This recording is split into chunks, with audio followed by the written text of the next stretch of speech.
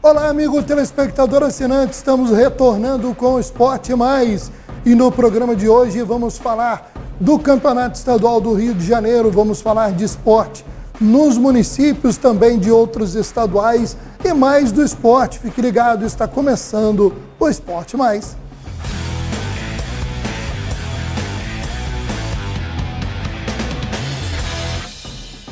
Bom, meus amigos, obrigado aí pela companhia nos canais e plataformas que transmitem o nosso programa. Bom, vamos falar da rodada de meio de semana do Campeonato Carioca, destacando a vitória do Vasco por 1-0 sobre o Maricá. O gol foi marcado pelo Paulo Henrique. Com essa vitória, o Vasco agora é o único invicto da competição. O Maricá vinha aí, continua numa boa campanha, né? Caiu para a terceira posição com 11 pontos. Mas perdeu a sua invencibilidade. Já o Vasco é o único invicto entre os 12 participantes da competição e empatou em pontos com o Volta Redonda na liderança da Taça Guanabara, mas o Voltaço leva melhor nos critérios de desempate. O Vasco da Gama que se prepara para justamente encarar o Volta Redonda, em um jogo que vai valer a liderança na próxima rodada. Vamos conferir o que falou após a partida o zagueiro Lucas Freitas, estreante da noite. Boa noite, Lucas. Qual é a sensação de estreia em São Januário, uma vitória, placar positivo? Boa noite, muito feliz, atmosfera incrível. Ganhar o jogo sem tomar gol é uma coisa que vem sendo trabalhado bastante com o professor Carilli. Feliz pela estreia, nessa torcida maravilhosa, o grupo que me acolheu super bem. Daqui em diante é seguir por acostumar a vencer. E até agora o Vasco está invicto. Venceu todos os jogos até agora, mas ainda não teve um grande desafio. Você acha que o grupo está pronto para esse grande desafio? Então, como eu falei, a gente vem trabalhando durante a semana. Os jogos não são fáceis, a gente sabe. É um clube que já vem se preparando há bastante tempo, já está com um entrosamento maior que o nosso, com ritmo de jogo. Por exemplo, hoje foi meu primeiro jogo, então, mas a gente vem se preparando para, se Deus quiser, a gente conseguir fazer grandes jogos nos clássicos também, que é o nosso objetivo. Lucas, como você avalia, a sua estreia diante da camisa do Vasco, diante da torcida de São Januário, um clube que foi recorde durante o ano agora, poucos jogos em São Januário, mas já está sendo recorde, quase 14 mil ingressos foram vendidos, e a casa aqui, você certamente acompanhou, daqui questão de horas, quando o time vai indo bem, é questão de horas dos ingressos acabarem. Qual a sua expectativa também de ver a casa 100% lotada e avaliar a sua forma que você jogou hoje, como que você se avalia? Feliz demais de ter sofrido lesão, de ter feito uma partida segura, ajudado com o que eu pude.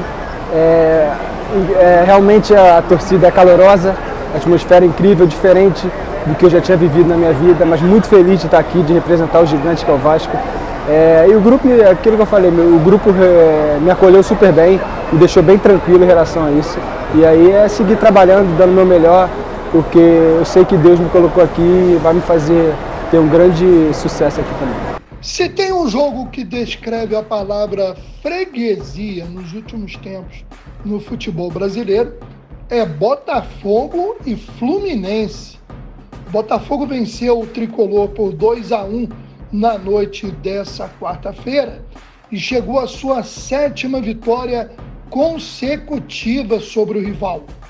No primeiro tempo, o Igor Jesus fez 1-0 no primeiro jogo em que o Botafogo contou com a quase totalidade dos seus titulares. E o cartão de visitas do começo do ano, após a saída de jogadores importantes para as conquistas do ano passado, foi positivo. O Botafogo ainda chegou a levar empate. O Fluminense teve pênalti e Germancano marcou mais uma vez.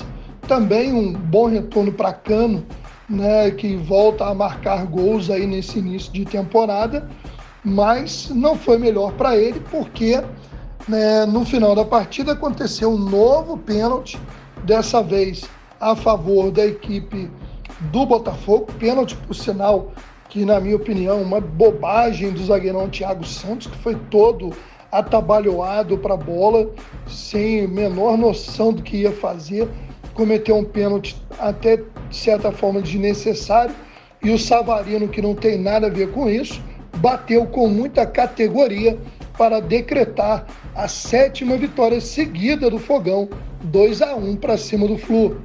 Vamos ver trechos das coletivas do técnico interino Carlos Leiria, já que o Botafogo, até o encerramento desta edição, ainda não havia anunciado seu novo treinador em definitivo. E, na sequência, um trecho da entrevista de Mano Menezes. Júlia Camacho, da Botafogo TV. Primeiro, parabéns pela vitória de hoje. Queria que o senhor falasse, claro, como é que o senhor viu a vitória, o primeiro clássico do ano, o time principal de volta, e também o quanto isso pode ajudar para o próximo clássico, que é uma decisão, vale título, o Botafogo vai jogar fora, né, contra o Flamengo. Como é que você avalia isso e a importância dessa vitória também? Obrigada. Boa noite, Júlia. Primeiramente, enaltecer o grupo de jogadores que nós temos, porque vem trabalhando muito forte, eles vêm se dedicando para retomar, e hoje conseguimos retomar o caminho das vitórias. Me refiro a retomar porque o ano passado foi um ano maravilhoso, um ano muito importante e vitorioso do Botafogo, e fomos recompensados com essa vitória no clássico hoje, através desse pouco tempo de trabalho. Então planejamos alguns dias de treino e os jogadores fizeram algumas semanas assim muito boas, e com certeza isso foi recompensado no jogo de hoje com uma qualidade boa de jogo, acima inclusive das nossas expectativas, da expectativa de todos, eu acredito, e isso nos deixa mais confiantes ainda para o próximo jogo, que é uma decisão, apesar que esse jogo nós tratamos como uma decisão também. Fluminense, nós tínhamos 6 pontos, então essa vitória ela é importante para nos manter firme na briga para a classificação para a próxima fase do Campeonato Carioca. Boa noite. Cícero, um pouquinho do jogo em si, os números mostram uma paridade no jogo final. Tá? 51 contra 49 de posse é um equilíbrio, quase 50-50 para os dois lados. Conclusões, 13-12, a gente teve uma a mais. Aproveitamento do Botafogo foi melhor nas 12, teve 50% em direção ao gol, nossa foi mais baixo. Então tecnicamente ainda não estamos no nível, né? Eles estão mais acostumados ao gramado deles. A gente cometeu alguns erros técnicos que visivelmente é por falta de familiaridade. Cobramos um escanteio que a bola nem subiu, né? Achei que foi um bom jogo das duas equipes. O Botafogo usou sua estrutura de time campeão da Libertadores, quase que na sua totalidade, com 2 jogadores a menos, 3. Embora se apresentou depois, taticamente trazia uma ideia muito parecida daquilo que vinha fazendo, então conseguiu manter, executou melhor do que a gente. A gente fez mais força para equilibrar. Mas eu vejo ainda com normalidade aquilo que a gente está fazendo. Hoje a gente optou por 2 jogadores de beirada, porque tinha que baixar um pouco para defender os lados. Não tem jeito, o Botafogo tem qualidade de chegada pelos lados, de construção de jogada que te empurra. E a característica dos jogadores que a gente escolheu foi jogadores que tivessem capacidade para baixar, mas tivessem força para chegar na frente. Falando ainda dos jogos de quarta-feira do Campeonato Carioca, o Volta Redonda assumiu a liderança da Taça Guanabara ao vencer a Portuguesa por 2-1 no Raulino de Oliveira. Fabrício, de pênalti, fez 1-0 para os donos da casa, mas a Portuguesa foi buscar o empate e conseguiu com o Lohan. Já no segundo tempo, o Volta Redonda, com um jogador a mais, após a expulsão do João Paulo, zagueiro da Portuguesa, conseguiu chegar ao gol da vitória com Kelvin. O Voltaço chega à ponta da tabela, empatado em número de pontos com o Vasco da Gama, mas levando a vantagem nos critérios de desempate. A rodada recomeçou na quinta-feira com um jogo que não teve resultado bom para nenhuma das duas equipes. Nova Iguaçu e Bangu ficaram no empate em 1-1. O Nova Iguaçu não voltou para o G4, para as primeiras posições, e o Bangu segue na lanterna do campeonato sem ter conseguido vencer. Vitor Rangel fez o gol que abriu o placar para o Nova Iguaçu, mas o Bangu conseguiu o empate com o João Veras. Foi o primeiro gol do Bangu na competição. No que foi talvez o pior jogo da rodada, Boa Vista e Madureira empataram em 0-0. Com o resultado, o time do Boa Vista também segue fora do G4 e o Madureira mais próximo da área de rebaixamento do que da área de classificação. Um resultado ruim em todos os sentidos. A rodada nesta quinta-feira foi encerrada com o jogo do Flamengo no Maracanã. O Mengão derrotou o Sampaio Corrêa por 2-0. Foi o primeiro jogo diante do torcedor carioca, já que o Flamengo vinha mandando suas partidas nos estados do Nordeste. O Wallace e Alcaraz marcaram os gols do Flamengo, que deixou o time no G4 do Campeonato Estadual, na Taça Guanabara. O Sampaio Corrêa, por outro lado, está na penúltima posição, à frente apenas do Bangu, e já começa a se preocupar com a questão do rebaixamento, lembrando que cai apenas uma equipe. Vamos conferir um trecho do que falou o técnico Felipe Luiz após a vitória rubro-negra. Felipe, boa noite. Boa noite. Eu acho que é importante ouvir de você hoje que o Flamengo ganha, né? Um reforço. O Alan, uma grande partida do Alan, e o Cebolinha, que eu fiquei impressionado, que vem de uma lesão seríssima e jogou um tempo inteiro em alto estilo. Queria que você comentasse a participação desses dois jogadores e o gol também do Alcaraz, que é bom para ele, né? Fiquei muito feliz pelo Alan, muito feliz.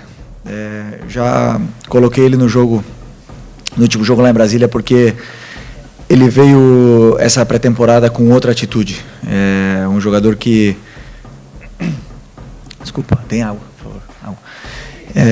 Veio com uma atitude incrível, veio muito bem fisicamente, se aplicando em todos os treinos. O meu modelo de jogo, ele exige muito dos volantes, muita disciplina tática, muita consciência tática, e ele não questionou absolutamente, nunca fez, né? Nunca questionou absolutamente nada, senão ao contrário. Perguntou, se dedicou e treinou muito forte, foi dos que melhor treinou essa pré-temporada. E o futebol não tem segredo, né? Você dá tudo pro futebol, o futebol te devolve. Se vê nos treinos como ele está treinando, e é óbvio que a evolução dele vai existir, vai ser nítida como foi hoje, né? Ele precisa ficar com essa solidez, se sentir bem, ser elogiado, porque ele merece ser elogiado pelo treinador e por todos, né? Porque é um cara que foi muito cobrado aqui, e continuar evoluindo, não parar de trabalhar nunca. O futebol, ele não espera ninguém. E sobre o Alcaraz, primeiro o Alcaraz, mais do mesmo também, é um cara que se dedica muito nos treinos, não negocia nada, nem aquecimento. E obviamente que também precisa de tempo, e hoje o que eu mais gostei dele foi que ele não perdeu a bola. Hoje ele deu muito valor à bola, cuidou nos domínios, não acelerou tanto o jogo, e foi do jeito que eu gosto, né? Porque eu quero que acelere, mas no momento certo. Então ele soube pensar mais o jogo, que é o que às vezes tem jogadores que a gente precisa acelerar um pouco mais para eles pensar mais rápido, e outros jogadores que a gente precisa frear um pouco mais, que já são muito acelerados. E o caso do Alcaraz, ele é um jogador que precisa dar essa pausa mais no jogo, e hoje ele fez muito bem, então eu fiquei feliz por ele também, e o Cebolinha realmente me surpreendeu também. Vamos agora falar de classificação e próxima rodada. Primeira próxima rodada, que não terá o clássico Flamengo e Botafogo, porque domingo eles vão jogar, mas por outra competição, a gente fala daqui a pouco. Mas vamos falar dos jogos que acontecerão nesse final de semana. No sábado, o Vasco da Gama recebe o Volta Redonda, jogo que vale a liderança da Taça Guanabara às 16h30, mas o jogo será lá no Kleber Andrade, em Cariacica, no Espírito Santo. No domingo, a bola rolando às 16 horas para Sampaio Corrêa e Bangu, no Lorival Gomes. Às 19h15 tem Portuguesa e Nova Iguaçu na Ilha do Governador e às 21 horas tem Fluminense e Boa Vista no Maracanã. O complemento da rodada só no dia 12 de fevereiro, o jogo Flamengo e Botafogo, que a gente fala daqui a pouco. Lembrando a classificação do campeonato, no primeiro turno, os 4 primeiros avançam para as semifinais da competição, o 5º ao 8º jogam a Taça Rio e o último colocado é rebaixado. Vale lembrar também que o primeiro colocado da Taça Guanabara será o campeão. Hoje seria o Volta Redonda, no critério de desempate com o Vasco, 12 pontos, mas com uma vitória a mais do Vasco, que também tem 12. O Maricá caiu para a terceira posição com 11, o Flamengo é o 4º colocado com 10. O Botafogo hoje estaria fora da zona de classificação, é o 5º com 9, Nova Iguaçu também 9 pontos, Boa Vista 7, Portuguesa 6, seriam os 4 da Taça Rio. O Fluminense hoje estaria fora até da Taça Rio, tem 6 pontos ganhos, junto com o Madureira e Sampaio Corrêa. O time rebaixado hoje seria o Bangu, lanterna do campeonato, com 2 pontos. Bom, nós vamos, no programa da próxima segunda-feira, atualizar os resultados e a classificação do Campeonato Estadual do Rio de Janeiro na Taça Guanabara.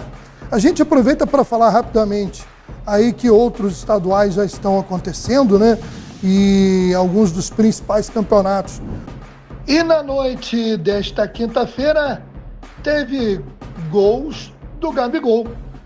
O atacante finalmente desencantou com a camisa do Cruzeiro na goleada por 4-1 sobre o Itabirito. 3 gols de Gabigol, 2 deles de pênalti e 1 marcado pelo Marquinhos. Com o resultado, o Cruzeiro reassumiu a liderança do Grupo C com 7 pontos ganhos. Outro destaque da rodada foi o empate entre Atlético Mineiro e América 1-1. Resultado ruim para o Galo. O Galo é o lanterna do Grupo A do Campeonato Mineiro. Lembrando que classificam-se os primeiros colocados de cada um dos 3 grupos. Hoje seriam Betim, Atlético e Cruzeiro. E o segundo melhor colocado dos 3 grupos. Apenas um. E hoje seria o América Mineiro, segundo do Grupo B, com 8 pontos. Ainda falando de Gabigol, vamos conferir aí um trecho da entrevista que o jogador concedeu para a TV, ainda no gramado do Independência. O coração tá azul, muito feliz, estou muito feliz aqui, muito feliz na cidade. Realmente é um clube, é uma equipe maravilhosa, o clima está muito bom. É claro que aconteceu algumas coisas no começo do ano. Agradecer o Diniz, agradecer todo o empenho e a dedicação que ele teve com nós, e agora é seguir.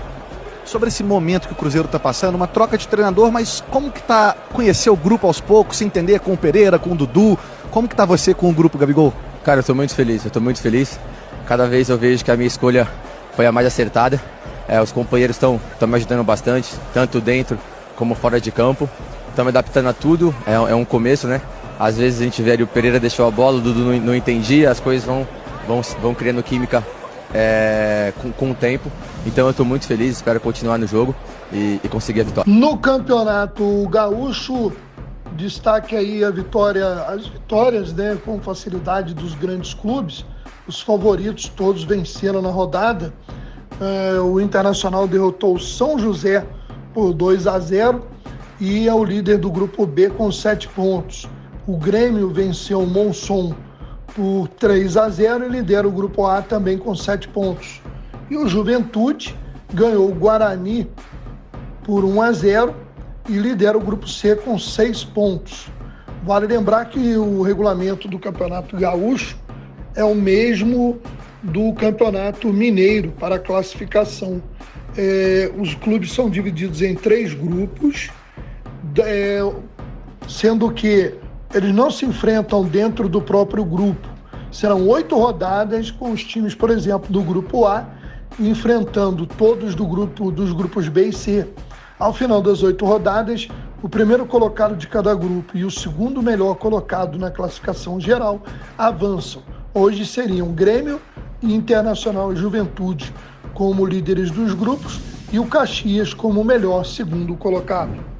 Falando agora do Campeonato Paulista, que teve uma rodada movimentada, com um destaque para a vitória do São Paulo, que sobre a Portuguesa por 2-1, e com esse resultado, o São Paulo, ao lado da Inter de Limeira, são os dois únicos invictos. O problema é que o São Paulo, o problema é para a Inter, porque o São Paulo tem 10 pontos, lidera o grupo C, e a Inter de Limeira está invicto, que não perdeu, mas também não ganhou. Tem apenas 4 pontos, 4 empates no grupo A. O regulamento é diferente, como são mais equipes, são 16 times em 4 grupos, e os 2 primeiros de cada grupo avançam para as quartas de final, que aí são eliminatórias. Hoje no grupo A, Mirassol e Corinthians, no grupo B, Guarani e Santos, no grupo C, São Paulo e Novo Horizontino, e no grupo D, São Bernardo e Palmeiras são as equipes que estariam avançando.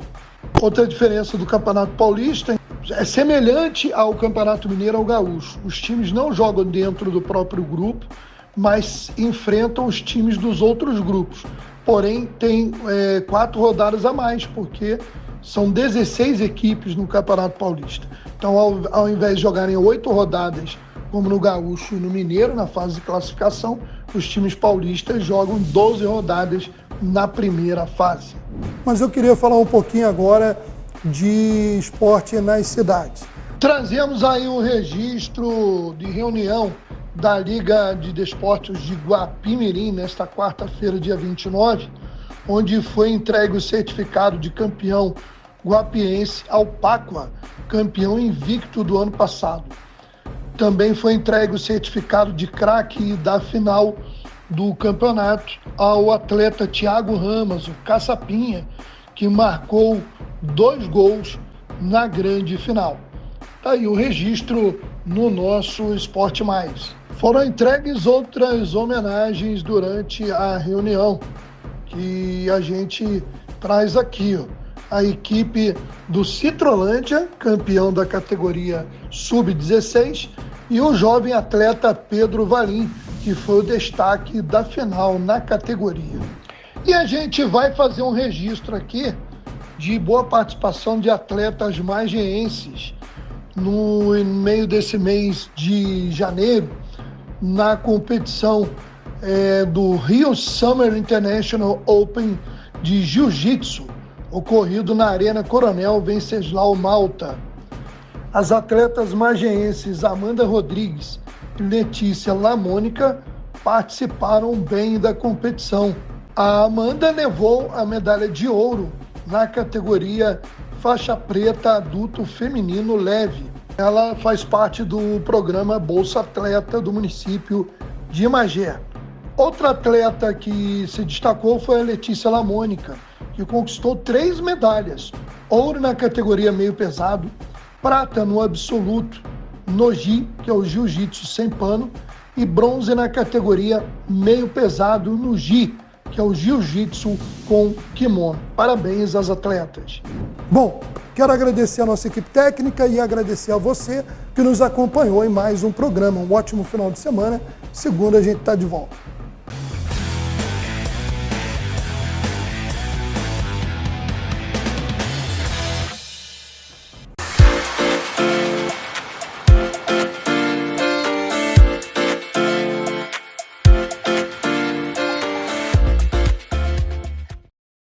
Nós retornamos com mais um drop sobre os 10 anos da TV Arte HD, celebrados nesse mês de janeiro de 2025. No Carnaval de 2015, a emissora, que havia recém-iniciado os seus trabalhos de cobertura em Rio das Ostras, também começou a abranger outras cidades, como, por exemplo, Guapimirim, onde a gente vê imagens do bloco Me Leva, uma tradição do Carnaval de Guapimirim, que estivemos registrando naquele momento. Mas também tivemos um enfoque grande para as ações de Carnaval em Rio das Ostras, tanto na área de Costa Azul quanto na Praia do Centro, acompanhando a passagem de blocos tradicionais, como o Pescoço do Peru e o Siri com Cãibra. Foi a primeira grande cobertura da TV Arte HD, ainda sem a parceria da Rede TV+. De lá para cá, inúmeras vezes acompanhamos não só os carnavais de vários municípios, como também outros grandes eventos. E assim, esperamos prosseguir durante esse ano de 2025, trazendo não só de Rio das Ostras e Guapimirim, como também de Teresópolis, de Magé, Cachoeiras de Macacu, Petrópolis, Macaé e outras cidades do estado do Rio de Janeiro.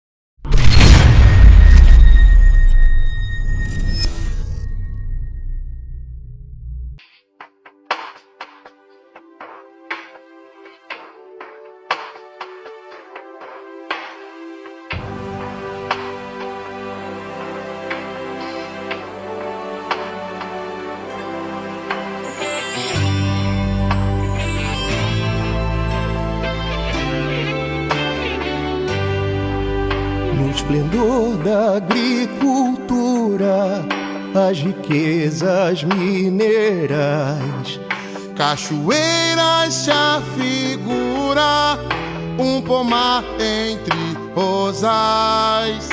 Nos limites dos distritos, quer na sede ou no sertão, os seus filhos são benditos pelo amor do coração.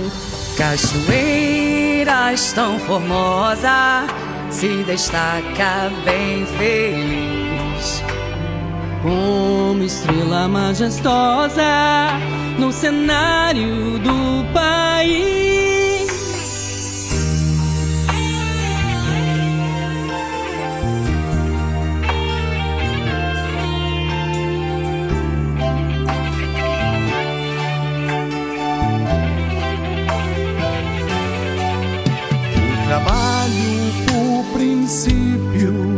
A justiça por final tem por meta o município, a cultura universal.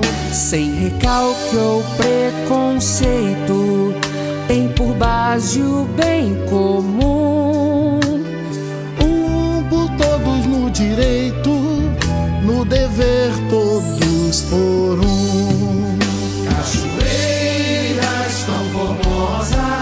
Se destaca bem feliz, como estrela majestosa no cenário do país. Na montanha ou pelo vale, na beleza multicor, nada existe que se iguale a constância do labor, e vivendo a heróica história do seu povo varonil.